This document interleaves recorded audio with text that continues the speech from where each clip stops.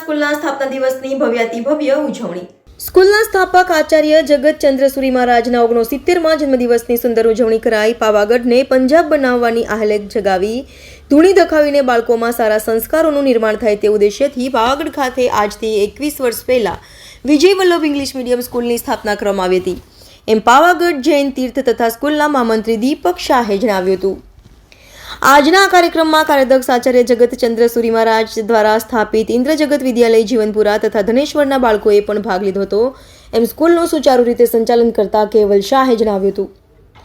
આજના કાર્યક્રમમાં પ્રવર્તક વિનોદ વિજયજી, સેવાભાવી પૂર્ણચંદ્ર વિજયજી તથા ઉપાધ્યાય યોગેન્દ્ર વિજયજી મહારાજે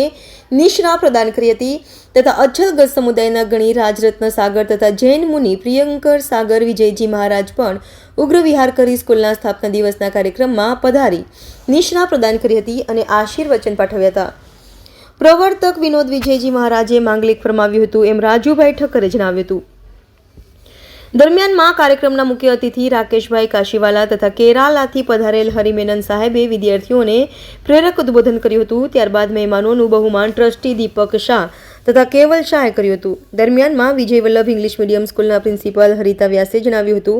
કે આજે સ્કૂલના નાના બાળકો દ્વારા જુદા જુદા થીમ ઉપર નાના બાળકો દ્વારા સંસ્કારના સંદેશ આપતા ગીતો, ડાન્સ પરફોર્મન્સ વગેરે રજૂ કર્યા હતા એમ ભરતભાઈ જૈને જણાવ્યું હતું. બોડેલી પાસે આવેલા સાલપુરા ખાતે 31 જાન્યુઆરીના રોજ ઉપાધ્યાય યોગેન્દ્ર વિજયજી મહારાજના હસ્તે યોજાનાર દીક્ષાની પત્રિકાનું વિમોચન કરવામાં આવ્યું હતું. આજે પાવાગઢ તીર્થ ખાતે જે Vijay Vallabh English medium school આવેલી છે એનો સ્થાપના દિવસ છે. આચાર્ય જગતચંદ્ર સુરી મહારાજ સાહેબ એમને આ તીર્થ બનાવ્યું, આ સ્કૂલની સ્થાપના કરી. આ વલ્લભસુરી સમુદાયના વર્તમાન ગજાધિપતિ પરમ પૂજ્ય આચાર્ય ધર્મધુરંદર સુરી મહારાજ સાહેબના શિષ્ય એમના સમુદાયના આપણી પાસે ઉપાધ્યાય ભગવંત યોગેન્દ્ર વિજયજી મહારાજ સાહેબ છે, પ્રવર્તક વિનોદ વિજયજી મહારાજ સાહેબ છે, સેવાભાવી પૂર્ણચંદ્ર મહારાજ સાહેબ છે, વોકમેન ઓફ ઇન્ડિયાથી ઓળખાય છે એવા રાજુભાઈ હરિભાઈ મેનન કેરલાથી આવેલા છે, રાજેશભાઈ આચાર્ય છે, કેવલભાઈ છે. આપણે ગુરુદેવને પૂછીએ, ગુરુદેવે આ સ્કૂલનું જ્યારે નિર્માણ કર્યું ત્યાર પછી કહેવાય છે કે ધનેશ્વરની સ્કૂલને તો 108 કલાકમાં બનાવી. ગુરુદેવનું સ્વપ્ન શું હતું અને બાળકો માટેનો એમનો વિશેષ લગાવ શું હતો અમારા દર્શક મિત્રોને જણાવો. દીપકભાઈએ બહુ સુંદર એક પ્રશ્ન કર્યો કે કાર્યદક્ષ આચાર્ય ગુરુ ભગવાન શ્રીમદ વિજય જગતચંદ્ર સુરી મહારાજ સાહેબ એમનું સપનું શું હતું. એમણે પોતાએ એક વિચાર કર્યો